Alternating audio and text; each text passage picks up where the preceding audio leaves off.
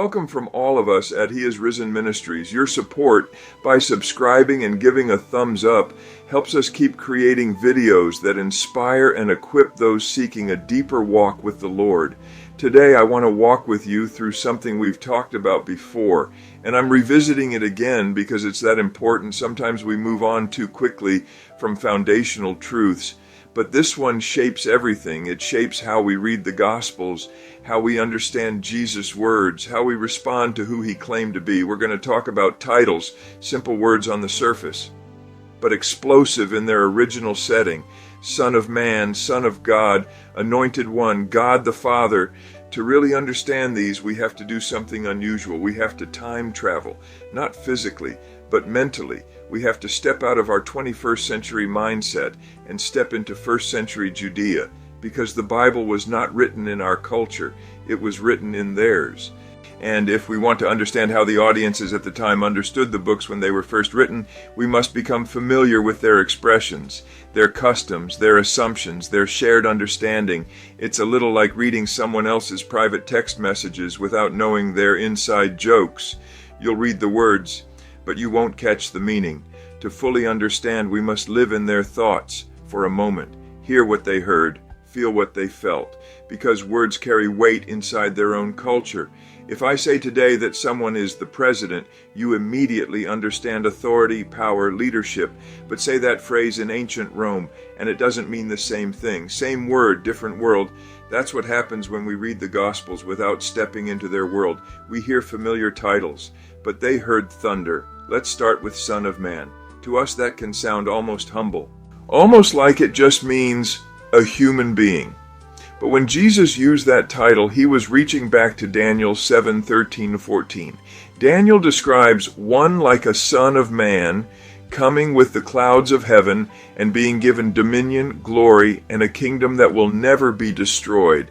In Jewish understanding, that figure wasn't just human. He was a heavenly ruler, a divine authority figure.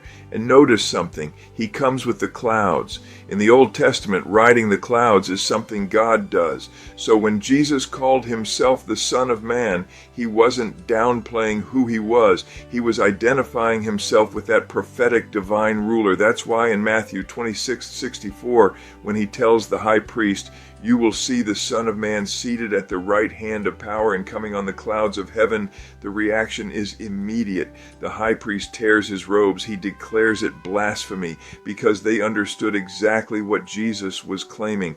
Now let's talk about Son of God. To modern ears, it can sound soft, spiritual. But in first century Judaism, calling God your Father in a unique and exclusive way was a claim of equality. John 5:18 says that after Jesus referred to God as his own Father, the Jewish leaders sought to kill him because he was making himself equal with God. They didn't misunderstand him, they understood him perfectly. Imagine someone today walking into a powerful family-owned company and saying, "I am the unique son of the owner and I share in his authority."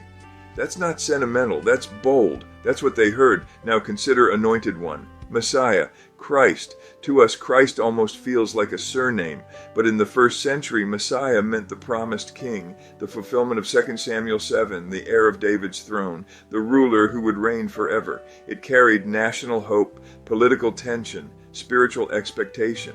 So when Peter says in Matthew 16:16, "You are the Christ, the Son of the living God," that was not casual, it was monumental, and Jesus affirms it, but then he pushes even further. He quotes Psalm 110 in Matthew 22:45 and asks how David can call the Messiah Lord if he is merely David's son. The crowd goes silent because he's pointing to something greater. The Messiah is not just human royalty, he is divine Lord. And then we come to one of the clearest statements in John 8:58.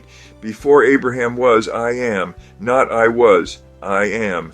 That takes us back to Exodus 3:14. When Moses asks for God's name, God says, I am who I am. The name expresses eternal existence, self-existence. No beginning, no dependency. So when Jesus says, before Abraham was, I am, the crowd doesn't scratch their heads. They pick up stones immediately, because Leviticus 24:16 prescribed stoning for blasphemy. They believed he had just claimed the divine name. And their reaction tells us how they understood him. Modern readers sometimes ask whether Jesus really claimed to be God, but the people standing in front of him reacted as if he did, strongly, consistently. In John 10:30, Jesus says, "I and the Father are one." Again, stones are lifted because unity of essence was being claimed. In John 20:28, Thomas sees the risen Christ and says, "My Lord and my God." And Jesus accepts that worship in a strictly monotheistic culture. That is staggering. No correction, no hesitation. When you step back and allow the first century reactions to guide you, the conclusion becomes unavoidable. Simply put, Jesus is God. That is what his titles implied. That is what his words declared. That is why some worshipped him and others tried to kill him. Now here's why we sometimes don't grasp it today. We've heard these phrases our whole lives. Familiarity softens impact.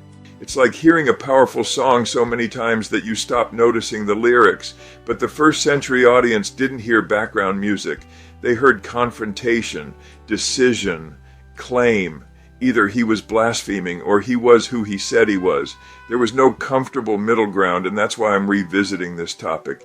Because if we fail to step into their world, we can unintentionally shrink his claims. We can read divine declarations as mild metaphors. We can miss the force of what was being said. To understand the Bible rightly, we have to time travel. We have to sit in the synagogue, stand in the temple courts, feel the tension in the room, hear the gasp when he says, "I am." When we do that, something shifts. The titles regain their weight. Son of Man becomes the cloud-riding ruler of Daniel 7. Son of God becomes equality with the Father. Anointed One becomes the eternal King. God the Father becomes intimate unity within the Godhead. And suddenly the cross is not the death of a moral teacher, it is the self-giving of the eternal I Am. That changes how we pray, how we trust, how we worship, because we're not following a legend, we're responding to a claim that shook its own century. So maybe this week, read John 5, John 8, John 10, Matthew 26, Daniel 7, Exodus 3. Read them slowly. Imagine you're there. Let the words carry their original force, and then ask yourself the same question that echoed through those ancient streets. Who do I say he is? Got a question you'd like us to explore in a future video? Drop it in the comments below. We'd love to hear from you. For now, rest in the knowledge that the one who loved you first has already prepared a place for you in his eternal family, and may his voice ring clearly and powerfully this very day.